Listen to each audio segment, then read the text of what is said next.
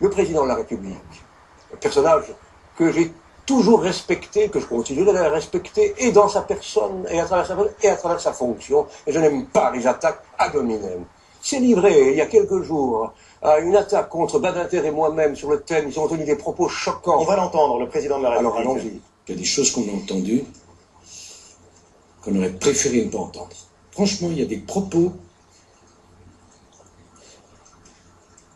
extrêmement choquants qui ont été tenus.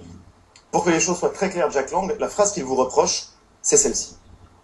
Ne pas libérer, alors qu'il n'y a pas mort d'homme, ne pas libérer quelqu'un qui verse une caution importante, ça ne se fait pratiquement jamais.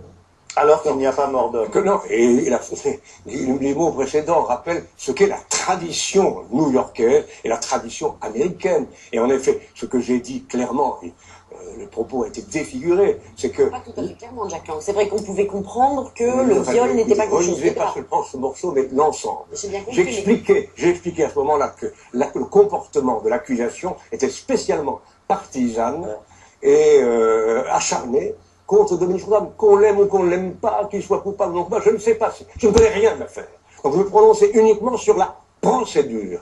Et je dis et je répète, du CEF aujourd'hui encore et encore, je ne sais quel reproche, y compris du président de la République, que selon la tradition et la pratique habituelle des tribunaux américains, la liberté conditionnelle sous caution est accordée, sauf crime de sang, qu'on appelle ça, sauf mort d'homme, sauf homicide. Mais qu'est-ce que vous reprochez précisément à Nicolas Sarkozy? Eh bien alors, c'est que je lui reproche, c'est qu'il est lui-même un devoir, plus qu'un autre, il est le chef de l'État, un devoir de rigueur intellectuelle, un devoir d'honnêteté intellectuelle. Il n'avait pas à suivre...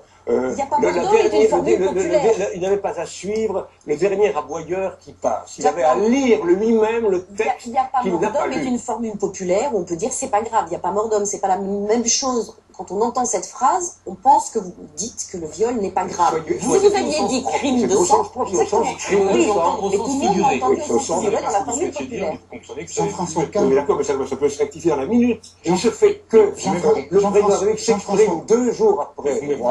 2 jours après, et j'avais eu l'occasion le lendemain matin, je crois, chez Jean-Pierre Elkabbach, sur Europe 1, de réexpliquer les choses et d'utiliser plutôt l'expression, en effet, crime de sang ou meurtre, qui est Jean-François Kahn plaide ce matin pour le droit à la connerie. Je me demande si vous ne devriez pas reprendre l'argument de Jean-François Kahn. J'accepte l'idée du droit à la connerie, même le droit de mal penser, mais je ne me l'applique pas moi-même en ce cas. Non, je me demande là. Ben, demandez-vous-le, moi je ne me demande pas, ma réponse est claire, ma conviction est certaine, je défends la liberté, je défends la présomption d'innocence, et rien ne me fera changer, pas même des procès d'intention, ni même des comparaisons aussi antipathiques que celles que vous faites.